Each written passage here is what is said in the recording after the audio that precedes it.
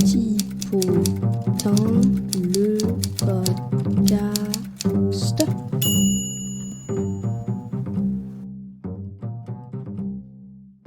Bonjour à tous, bienvenue dans le Typotin. Je m'appelle Salomé, je suis avec Emma, et dans ce podcast, nous allons vous parler de typographie. La typographie regroupe les différents procédés d'impression qui utilisent des caractères et des formes en relief. C'est aussi l'art d'utiliser ces différents types de caractères dans un but esthétique et pratique. Là, on vient de dire beaucoup de mots qui doivent pas vouloir dire grand-chose pour vous. Donc, avant de se lancer sur l'histoire, faisons un point vocabulaire. Un caractère. Un caractère est une pièce, généralement en plomb typographique, destinée à recevoir de l'encre grasse avant d'être pressée sur un support pour y laisser une empreinte. La partie supérieure du caractère est taillée pour former un glyphe, c'est-à-dire la représentation graphique d'un signe typographique, une lettre, une virgule, un chiffre.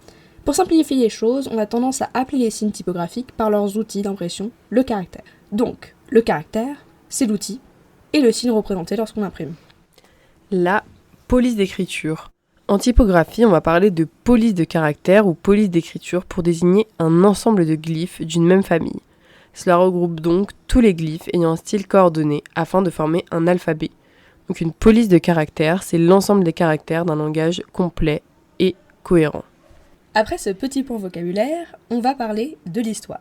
On ne peut pas dissocier la formation de la typographie de l'art de la calligraphie. L'art de former des caractères d'écriture manuscrite. Car, quand on se penche sur la question des premières typographies, on se rend compte qu'elles s'inspirent de la calligraphie. Et le saviez-vous, Charlemagne n'a pas juste inventé l'école.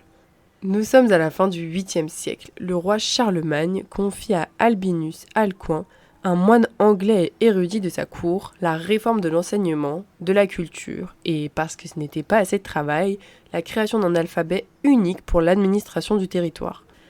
Alors Alcuin va chercher chez les moines copistes pour créer un alphabet minuscule qu'on nomme aujourd'hui la Caroline et qui est tiré de Carolus, soit Charlemagne en latin.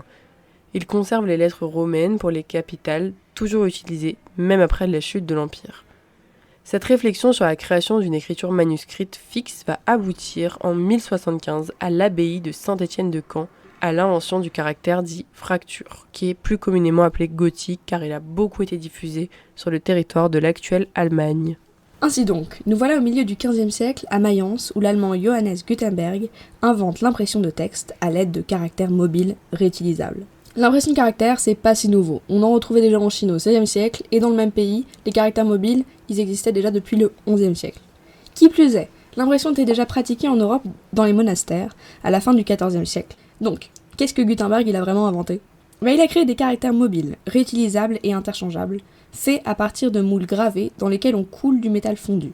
Il combine cela avec une presse composée d'un chariot mobile et d'un châssis. L'impression est alors révolutionnée et non inventée. Par contre, il invente bien les caractères mobiles permettant d'imprimer l'alphabet européen, et avec cela, la première typographie telle que nous la connaissons. Lorsqu'il imprime la Bible, Gutenberg reprend les caractères de la calligraphie, fracture. On avance encore un petit peu dans le temps et on voyage dans le sud. Nous voilà au XVIe siècle en Italie, où le mouvement intellectuel, artistique et philosophique qui place l'humain au centre de tout va aussi influencer l'impression de caractères. On voit apparaître l'écriture humaniste.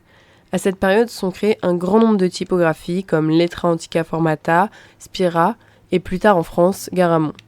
Elles sont construites à partir du nombre d'or. La typographie, tout comme l'art et l'architecture, s'intègre elle aussi dans les réflexions de la Renaissance, mais reste encore inspirée de l'écriture manuscrite. Il faudra donc attendre le XVIIe siècle pour que l'influence de la calligraphie soit remplacée par la précision de la règle et du compas, et plus tard par les pixels. Mais cela, c'est une autre histoire.